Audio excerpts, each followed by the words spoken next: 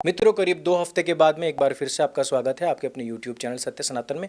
और आज हम बात करेंगे अनीता चौधरी के उस कत्ल के विषय में जो कि कोल्ड ब्लडेड मर्डर बताया जा रहा है, और वो भी उसी के मुंह बोले भाई गुलामुद्दीन के द्वारा और उसकी मुंह बोली भाभी आबिदा के द्वारा 6 टुकड़े किए गए, अपने घर के सामने दफना दिया गया। बदबू ना आए इसलिए इत्र की शीशियां उसके ऊपर डाल दी गई। लेकिन कत्ल क्यों किया गया, किस तरीके से किया गया और उसमें नए अपडेट्स क्या हैं, इनको जान करके आपकी भी आत्मा हिल जाएगी, या कहिए उन्हीं की भाषा में कि रूह कांप जाएगी। जो योगी जी ने कहा था कि बटेंगे तो कटेंगे, उसका एक उदाहरण ये भी है कि जब हमारे अंदर सेक्युलरिज्म का सुलेमानी कीड़ा उछलने लगता है तो हशर 6 टुकड़ों या 35 टुकड़ों में ही निकल कर सामने आता है। लेकिन आपके कुछ सवाल कि मैं इतने दिन तक कहाँ था, तो जहाँ मैं बैठा हुआ हूँ वहाँ से थोड़ा सा 2 मीटर की दूरी पर ही कंस्ट्रक्शन चल रहा है, भारी कंस्ट्रक्शन। और मैं अगर वीडियो बनाता तो आपको कुछ समझ नहीं आता, इतना ज़्यादा शोर हो रहा है।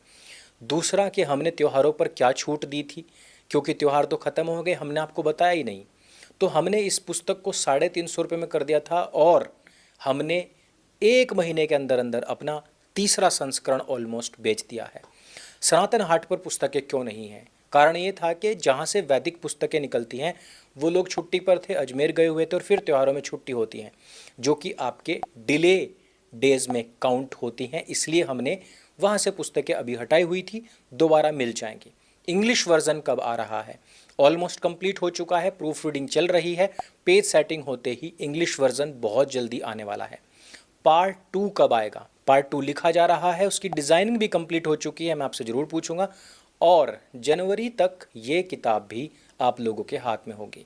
और कोई क्वेश्चन होगा तो आप नीचे पूछ सकते हैं, लेकिन ये जो 350 रुपये में है किताब, ये बहुत ही मिनिमम टाइम के लिए है।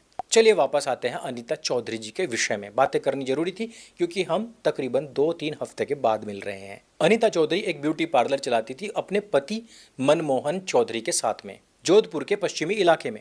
50 वर्षीय अनीता जी को हीरे जवाहरात और सोने चांदी के गहने आभूषण पहनने का बड़ा शौक था। इनका ब्यूटी पार्लर बड़ा अच्छा चल रहा था। इसी के सामने एक और दुकान थी, स्टार ड्राई क्लीनर्स के नाम से, जिसको चलाता था मोहम्मद गुलामुद्दीन और उसकी बीवी आबिदा। 25 साल से दोनों के बीच में काफ़ी जान पहचान दोस्ती थी। इवन यही नहीं, अनीता गुलामुद्दीन को अपना भाई मानती थी। अब होता क्या है कि गुलामुद्दीन को ऑलरेडी पहले से ही जुआ खेलने और ये जो ऑनलाइन गेमिंग्स चलती है, ये खेलने की बड़ी बुरी लत थी। कुछ ही समय पहले गुलामुद्दीन ने एक नया मकान भी खरीदा था, और बताया जा रहा है कि उसके कारण से इसके ऊपर काफ़ी सारा कर्जा भी हो गया था। अब इस कर्जे से उभरने के लिए सिर्फ उसकी ड्राई क्लीनिंग का जो काम था वो पर्याप्त नहीं था। इसलिए भाई भाभी की नज़र गई अनीता के जेवरातों पर। अब अनीता तो दीदी हैं, मांगे से वो दे भी सकती हैं अथवा नहीं भी। वैसे तो बहनों से कुछ भी चीज़ मांगने का हक बनता नहीं है। राजस्थान में इस तरीके की जो ट्रेडिशंस हैं वो और भी ज़्यादा हैवी हैं, तो हिंदू हैं मुसलमान से भी जानते भी हैं। लेकिन एक मोहम्मदीन होने के नाते क्या वो अनीता का कत्ल कर सकता था? तो वो रास्ता थोड़ा सा आसान लगा होगा। इसीलिए उन्होंने अनीता को अपने घर पर बुलाया, शरबत पिलाया, और उस शरबत में एक नशीला पदार्थ था। उसके बाद भी उनके सारे जेवर उतारे गए और उनको मार दिया गया।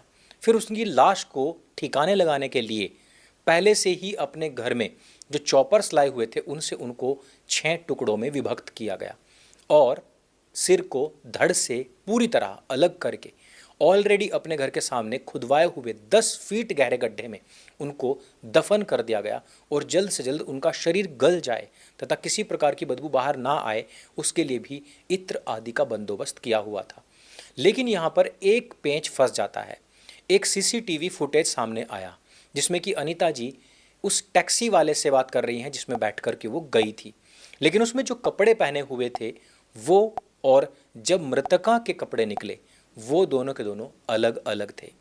जब सीसीटीवी में इस टैक्सी को देखा गया, उसके बाद जब इससे पूछताछ की गई तो उसने बताया कि मैंने उस महिला को गुलामुद्दीन के घर पर ही छोड़ा था। अब पुलिस को यही बात परेशान कर रही है कि जिन कपड़ों में अनीता अपने घर से निकली थी, जब वो मरी तो वो कपड़े बीच में कहाँ पर चेंज हुए, और ये जो कपड़े पहने हुए हैं किसके कपड़े हैं? क्या मारने के बाद में इनके कपड़े चेंज किए गए, और या फिर इन्होंने कपड़े चेंज किए थे और उसके बाद इनको मारा गया है, या अलग कुछ कहानी है? साथ ही साथ उनका फ़ोन अभी तक मिल नहीं रहा।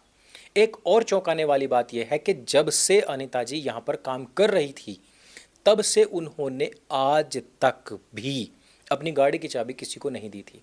लेकिन जब वो ब्यूटी पार्लर से निकली तो उनके घर वाले, उनके बच्चे बताते हैं कि पहली बार मम्मी ने चाबी जो थी वो सामने के दुकानदार को दी थी। अब आपको पता है कि सामने वाले दुकानदार कौन है? वो है स्टार ड्राई क्लीनर्स, यानी कि मोहम्मद गुलामुद्दीन की दुकान। वहाँ पर चाबी देने का क्या मतलब बनता था? अब गुलामुद्दीन ने कर्जा उतारने के लिए सबसे सीधा आसान तरीका क्या अपनाया, या उसे क्या सूझा? एक काफिर, एक वाजिबुल कत्ल और एक माल गनीमत को अपने घर बुला करके उसको शरबत में जहर पिला करके, मार करके उसके गहने लूटना। अब आप जरा सोचिए कि 100 करोड़ हिंदुओं के बीच में 18-20% लोग एक सामने रहने वाली समृद्ध महिला, जिसको कि वो अपनी बहन बोलता है, उसके विषय में ये बात सोच सकता है अपना कर्जा उतारने के लिए। इवन उसकी वाइफ भी मारने में सहयोग प्रदान करती है। तो अगर किसी से इनकी दुश्मनी हो जाए, या फिर इनकी किताब कहते कि ये व्यक्ति या ये पूरी पूरी कौम वाजिबुल कत्ल है, तो उसके खिलाफ ये क्या नहीं कर सकते? या फिर अगर ये 20% से थोड़ा और बढ़ जाएंगे, या हिंदू जो हैं वो अभी जो 78% बच रहे हैं उससे वो थोड़ा सा कम हो जाएंगे, तब ये स्थितियाँ क्या होंगी? इस विषय में हमें आपको स्पेशली या अलग से कुछ बताने की आवश्यकता नहीं है। लेकिन क्या अनीता चौधरी जी ने इन लोगों के साथ में मित्रता, भाईचारा या रिश्तेदारी बांध करके गलती की? ये हमें नीचे अवश्य बताइए। तथा कुछ न्यूज़ ये बता रही हैं कि अब उनके परिवार वाले, यानी कि अनीता चौधरी के परिवार वाले सर्व समाज के साथ में मिलकर के, सर्व समाज आप भी जानते हैं कि हो सकता है कि उसमें कुछ टोपी वाले भी होंगे, उनके साथ मिलकर के धरना प्रदर्शन दे रहे हैं और कह रहे हैं कि हमारे परिवार को 1 करोड़ रुपए मिलना चाहिए और उनके लड़कों को सरकारी नौकरी मिलनी चाहिए। क्या ये कोई शहादत है? क्या ये कोई बलिदान है? क्या ये बॉर्डर पर दिया गया कोई बलिदान है जिसके लिए 1 करोड़ रुपए और सरकारी नौकरी मांगी जा रही है? या फिर सरकार के द्वारा की गई या उनके द्वारा अकस्मात हो चुकी कोई मृत्यु है? क्या हमारा समाज अपने घर के सदस्यों के मरने के बाद अब भीख का कटोरा उठाएगा, या फिर उसके खिलाफ बदला लेने के लिए, चाहे वो बदला संवैधानिक तरीके से ही हो, खड़ा होगा? हम एक समाज के तौर पर किधर जा रहे हैं, ये भी विचारणीय बिंदु है। इस वीडियो में सिर्फ इतना ही। ये वीडियो कई सारे सवाल पीछे छोड़ जाती है, उसके जवाब देने का प्रयास कीजिएगा कमेंट बॉक्स में। और अगर आपने 2.5 मोर्चे का चक्रव्यूह नाम का कोर्स अभी तक नहीं लिया है तो ये सुनहरा अवसर है, क्योंकि इससे कम प्राइस अभी तक नहीं हुए कि जब आपको free delivery, cash on delivery तथा कैशबैक की सुविधाएं भी उपलब्ध हों। वीडियो अच्छा लगे तो उसको सबके साथ में शेयर अवश्य करें। मेरे संग बोली सत्य सनातन वैदिक धर्म की जय। जय हिंद, वंदे मातरम।